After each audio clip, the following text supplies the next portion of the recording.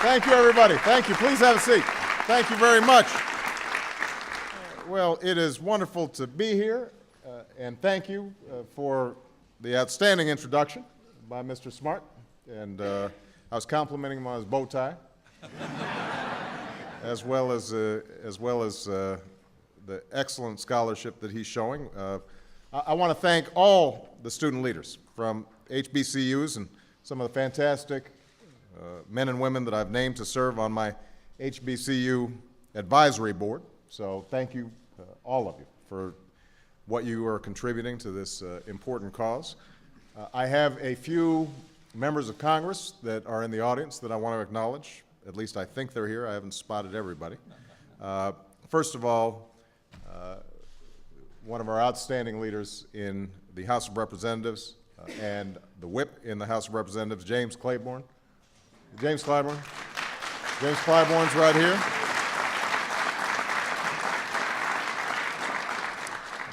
One of the deans of the Congress and the chairman of the Judiciary Committee, John Conyers, is in the House. A great friend from the great state of Maryland, Elijah Cummings.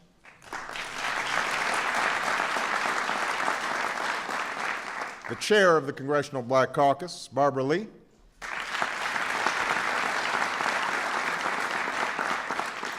A champion on behalf of D.C. statehood, or at least voting rights, Representative Eleanor Holmes Norton.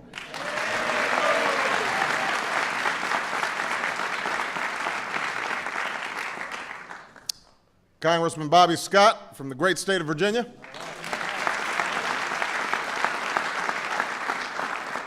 And one of our foremost experts on foreign policy, Congressman Donald Payne from New Jersey.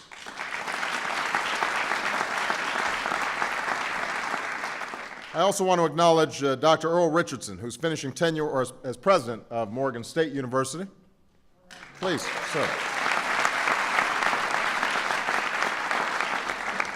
And a great friend, president of Hampton University for more than 30 years, Dr. William Harvey.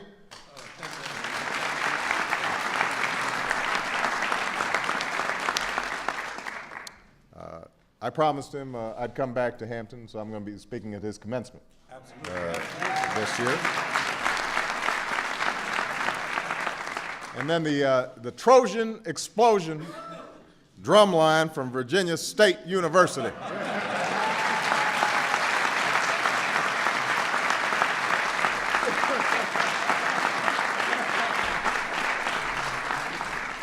I am told this is the first time there's been a drum line in the White House.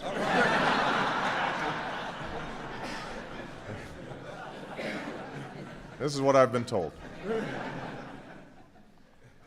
And before the Civil War and the creation of what we now call the historically black colleges and universities, an education, much less a higher education, just wasn't possible for most African Americans. Where it was happening, reading and writing were often taught in secret. But as the Civil War ended and the 13th and 14th and 15th Amendments were signed, a freed people demanded a freed mind. And the war on illiteracy and ignorance began. There were some, like Booker T. Washington, a freed slave who walked 500 miles from the mines of West Virginia to study at Hampton, who argued that these colleges should focus on teaching blacks skilled trades and vocations. There were others, like W.E.B. Du Bois, who studied at Fisk and became the first African American to earn a doctorate from Harvard, who advocated for education in the arts and the sciences to cultivate the leaders and teachers of the next generation. Today, at America's 105 historically black colleges and universities, our young men and women prepare to do both. They're the campuses where a people were educated, where a middle class was built, where a dream took hold. They're places where generations of African Americans have gained a sense of their heritage, their history, and their place in the American story. But like all colleges and universities, HBCUs face tough challenges today. Endowments and state budgets are shrinking. Too many facilities are deteriorating, enrollment is falling, and the cost of education keeps going up. And these schools feel the pain more acutely. They do more with less, and they enroll higher proportions of low and middle income students. And that's why the Recovery Act that was passed last year invested in their infrastructure and technology and nearly doubled the Pell Grant Award. And that's why the budget I proposed this year increases HBCU funding by nearly $100 million at the Department of Education alone. But helping HBCUs chart a new path in this new century will require much more on all of our parts. And that's why today I'm exciting an executive order strengthening the White House initiative on historically black colleges and universities.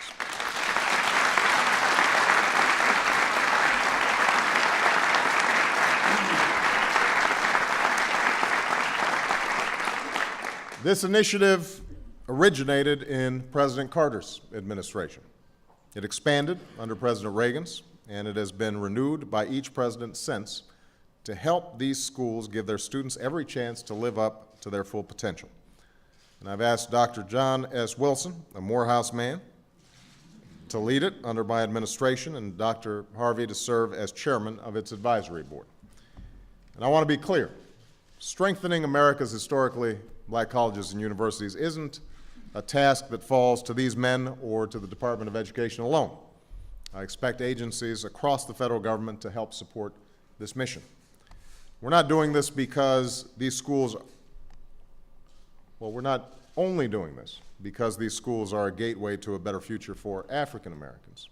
And we're doing it because their success is vital to a better future for all Americans. We know that Americans with college degrees far out-earn those without. We know that our businesses too often can't find qualified candidates for open positions. We know that other countries are out-educating their kids to outcompete ours. And yet, year after year, a stubborn gap persists between how well African Americans are doing compared to their white classmates. Year after year, American students trail their foreign peers in too many areas. And year after year, those students who do make it to college often find themselves unprepared for its rigors. And that's why education reform has been a top priority of my administration. We launched a national competition to improve our schools by investing only in reform that closes the achievement gap and inspires students to excel in math and science and turns around failing schools that steal the future from too many young Americans. We're working with states and governors to develop and implement standards that better position all our students to graduate high school prepared for college and careers. I've urged the Senate to pass a bill that will make college more affordable by ending unnecessary taxpayer subsidies that go to financial intermediaries for student loans. Revitalize our community colleges that serve as career pathways for the children of so many working families, and invest more than $2 billion in minority-serving institutions, including HBCUs. Now, all of this will help achieve our goal of ensuring that America once again has the highest proportion of college graduates in the world by 2020. And keeping our HBCUs strong is vital to achieving that goal. Still, there are some who question the continued relevance of HBCUs, who say that they've fulfilled their purpose, who say that after all the progress that we've made, their reason for being is now somehow obsolete. But it was because of these schools that a young prankster discovered the sense of purpose that led him ultimately to sit on the Supreme Court. It was because of these schools that a young broadcaster with a funny name, Oprah, could make that name into an empire. It was because of HBCUs that a young preacher grew into a king that shared his dream with all of America. It was because of these schools that America's middle class was filled with black doctors and educators and judges and lawyers and engineers and entrepreneurs. And today it's because of these schools that 1 out of every 2 wide-eyed freshmen who rise on their campuses with big backpacks and bigger dreams is the first in his or her family to go to college. And that's why we're here today, to ensure that these schools remain the beacons that they've been for more than a century and a half. Crucibles of learning, where students discover their full potential and forge the character required to realize it. Catalysts of change where young people put their hands on the arc of history and move this nation closer to the ideals of its founding. And the cradles of opportunity where each generation inherits the American dream and keeps it alive for the next.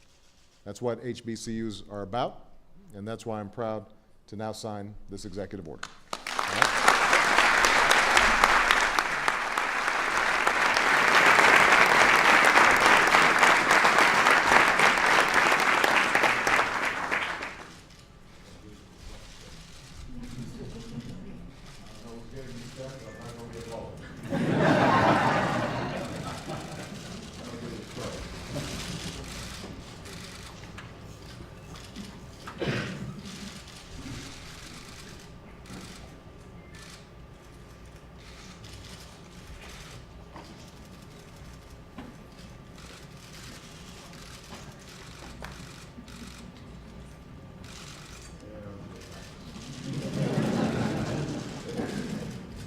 There we go.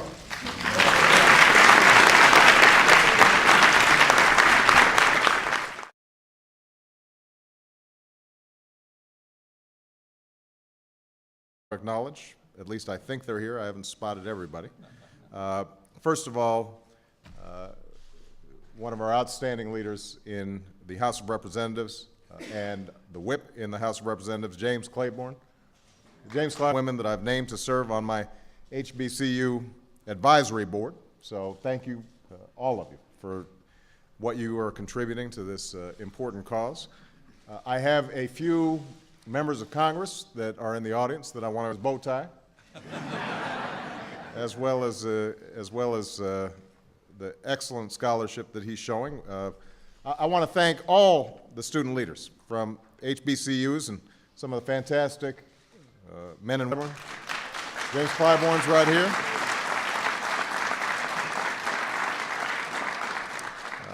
One of the deans of the Congress and the chairman of the Judiciary Committee, John Conyers. Thank you, everybody. Thank you. Please have a seat. Thank you very much. Well, it is wonderful to be here, and thank you for the outstanding introduction by Mr. Smart. And I was complimenting my